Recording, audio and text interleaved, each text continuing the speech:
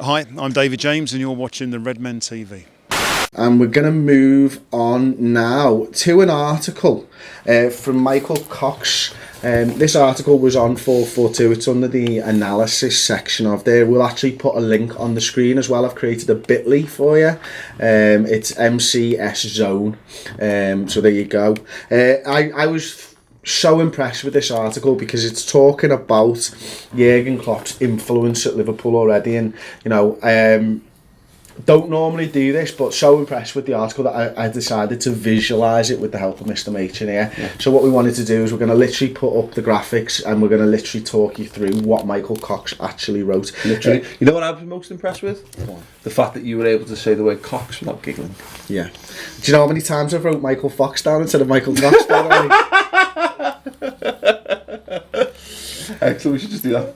Michael Fox is arguing because, yeah, it's more dynamic and less giggling. So what we're going to do for this, and what Michael Cox has done for this, is actually look at Liverpool versus Chelsea. He's looked at tackles, interceptions and ball recoveries.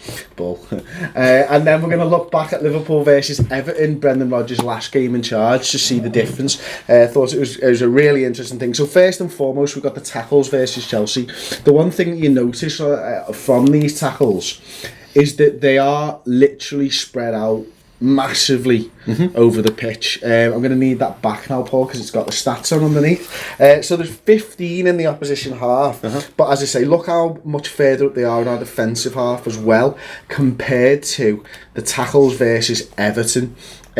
We only had 7 tackles in the opposition half. That's all. Okay, sound, yeah. And none in and around the penalty area from a defensive standpoint. We're also letting people get behind our fullbacks against Everton. Whereas you can see that there's a space where Alberto Moreno plays, where there's literally no tackles getting put on because we're tackling higher up the pitch. Yeah. You know, there's 1, 2, 3 against Chelsea on the outside of the area, and there's none in the attacking third against Everton. It tells you loads about that. That again goes back to the Everton game that Brendan Rodgers lost his way in terms of what he wants to do. It was a real key factor of his what he wanted to achieve at Liverpool was that, you know, high press and winning the ball back in the opposition half and stuff. And you can tell by the end of it, he was happy for us to try. His approach that he thought being defensive meant getting more people behind the ball and attempting to park the bus, whereas Klopp's doing it by getting on the front foot and getting into people's faces a lot higher up the pitch, which is, as you say, from just seeing that graphic there, tells you everything you need to know. So we're going to move on to the interceptions versus Chelsea. So we've made 1, 2, 3, 4, 5, 6, 7, 8, 9, 10 interceptions versus Chelsea, 4 of which were in their half. Mainly over towards the left-hand side, but this time again we're winning interceptions high up the pitch. If you see it against Everton, 1, 2, 3, 4, 5, 6, 8, so very, very similar. But look where the interceptions are. I would guess, and I am only guessing on this point, that those would probably be goal kick interceptions, with them being literally on the touchline in the opposition half. And then, you know, it's just highlights the fact that everything's been moved on further up the pitch. And then finally, ball recoveries, I think Opta say, is when the opposition physically pass to you, it's not been intercepted, or you win the ball back in some way that's not a tackle. Like an overhit pass. Something and like you that. Race for it and you get to the ball first. Yeah, something like that. Yeah, maybe. Exactly. So, you know, if for example I'm passing it to that tripod with the camera on right there, and somebody runs in the middle of it, that would be an interception. If I literally pass to you instead of the tripod, that's a ball recovery. Right, according to Opta anyway, so there you go, who knew? There's a difference between a forced and an unforced error in tennis? No, a forced error in tennis is where they've literally maybe backed you into a corner and you are full stretch and miss it. But if it's been played to you and you just miss it, that's an unforced error in tennis. No, I'm saying there's a similarity then, because one's caused by the player and one's caused by there's a similarity, yeah. There's a similarity. There you go. Who knew? Tennis on the Redmen TV.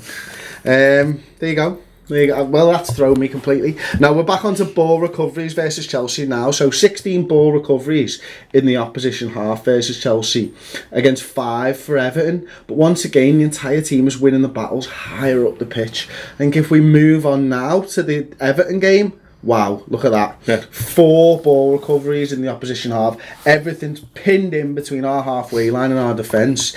And it just seems to be a much more effective way of winning the ball back, what we're doing under Jurgen Klopp. I think it's telling as well that left-hand side of the pitch, you've got Alberto Moreno on that side, and you've got Emre Can on that side as well, who are both, you've got it's essentially a left back and what people are talking about as being a defensive midfielder playing in more advanced positions. Yeah. They're both very strong. They're both physically up for the contest, and I think it's telling in the Chelsea one that the vast majority of it comes. I'm right in saying that. Yeah, that's on the left hand side. On the left hand side of the pitch. I think that's really good. No, I think you're right, and it's been the case in all of those graphics really. The interceptions come more on the left hand side as well, so these guys obviously, well, not obviously, but these guys might be buying into it a little bit more. Nathaniel Klein, he was fine under Brendan Rodgers, to be honest with you. He was just fine. Alberto Moreno's got a point to prove, and so's Emre Can really. He's making he's staking a claim for a midfield spot as opposed to a defensive spot. Yeah, absolutely. So these guys have got a little bit more to give in probably than the other players, and I think that as you correctly point out, they're very suited to this type of game. Yeah.